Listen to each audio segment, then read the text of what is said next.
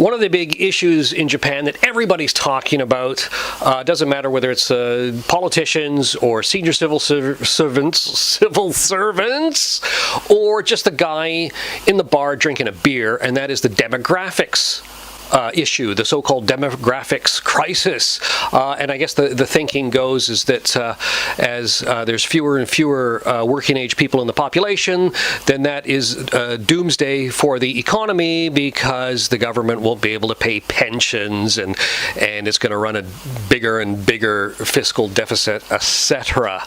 Now with me today once again is Scott McLean. Hi, Jeff. Scott, of course, is one of my great inspirations and one of the people who inspired me to make this vlog. And we're also fellow alumni mates from the economics department of the University of Victoria. That's true. That is true. Class of 82. And I'm class of 86, so you're the sort of senpai. Yoroshiku onegaishimasu. Now, let's tackle this demographics issue, Scott. Let's start... I want to introduce someone else who really inspired us on this issue too, and it's the author of a blog called Economics, Bond Economics by Brian Romanchuk, a fellow Canuck. Yeah. And he pointed out in one of his recent posts, he pointed out a number of things, but let's just do them one by one. The first one is... the baby boom. He pointed to the baby boom in North America in the 1960s. And basically he said, well, look, you had a lopsided demographic situation at that time as well. Could you elaborate on that a bit, Scott?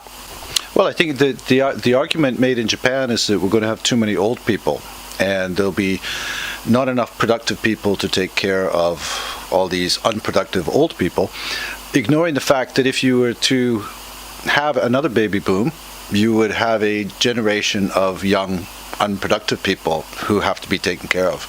And so the idea that having large percent of your population being unproductive because of age is a driver of depression. It flies against all the evidence of the 1950s and 1960s.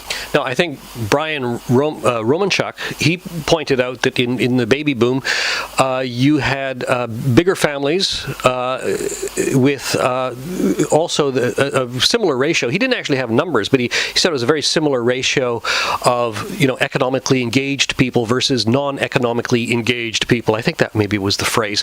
My family, which was pretty standard middle class Canada in the 60s growing up, there was 4 kids, 2 parents, and 1 breadwinner. 1 income for 6 people. How's that for a lopsided demographics ratio?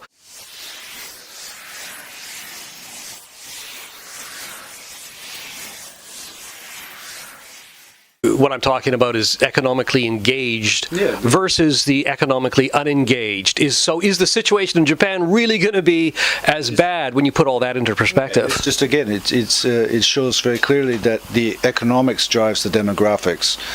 Unfortunately, 99% of the people think it's the opposite way around, and that demographics creates economic problems. And related to this issue, we have the whole womenomics. Yes, let's put everyone on the treadmill. Let's put everyone on the treadmill. And the economy will fix itself. And the solution, according to Shinzo Abe, is to get more women working. Now, whether women should have better opportunity in Japan, that's a separate issue. Don't go there. No, I'm not going there. But that's an incremental issue. Sure, there could be incremental improvements. But it's all ass backwards.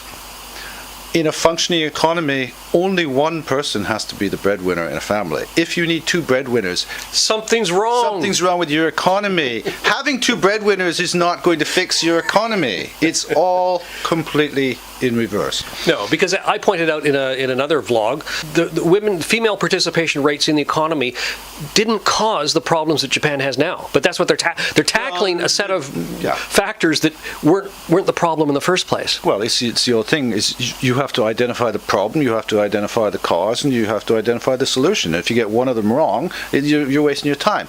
We have a solution to something, not the cause of Japan's problems. It's womenomics. It goes to another one is the corporate governance.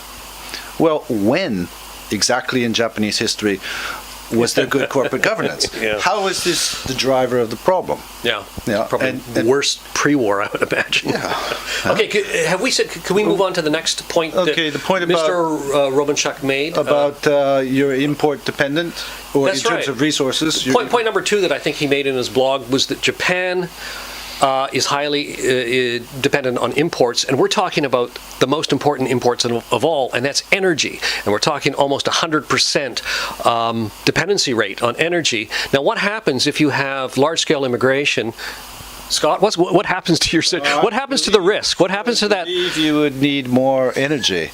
And those risks go up, right? Yeah. I mean, your import dependency risk. Dependency, and the whole political stability issues in terms of China and where you're going to get your resources, that risk will go up.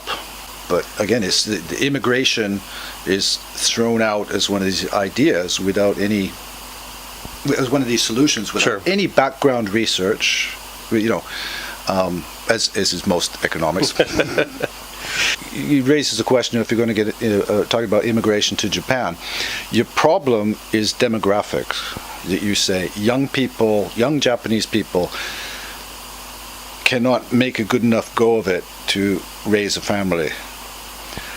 If the young Japanese people in their own country, in their own society, their own culture, their own languages can't make a go of it, why is somebody from the Philippines, somebody from Thailand, because they're going to be entrepreneurs. They're going to come in and they're going to invest. Again, this whole supply side nonsense. Everything's about supply. We need, to unlock the potential and all this. The fact is that every country where immigration has worked or been successful is countries where there are opportunities.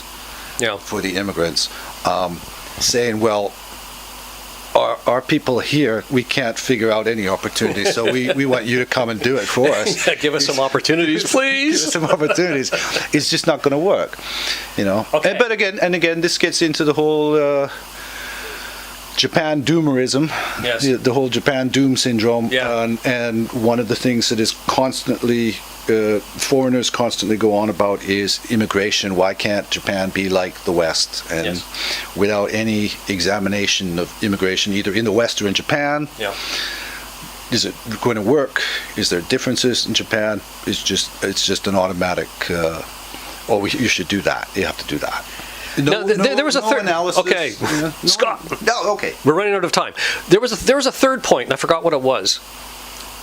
Have we covered it already? Well, I think we're going to cover about the causation Causation, right? of where this demographic issues, as I showed you that Yes. before that article in the New York Times about Yes. the same issues are happening in Europe, and that writer seemed to think there were no economic solutions, that this was cultural, and this idea that like in Japan, a whole generation of young Japanese people has suddenly mutated after thousands of years of human experience, human activity. This particular generation in Japan say, I don't like to have sex, I don't want to have sex, don't want to have a family. I don't want to travel to foreign countries. Travel to foreign countries, yeah. Well, Scott, I think that's all the time we have for today. Once again, thank you very much for your insights. You've been hearing the esteemed views of Mr. Scottykun McLean. Thanks for watching Truthanomics.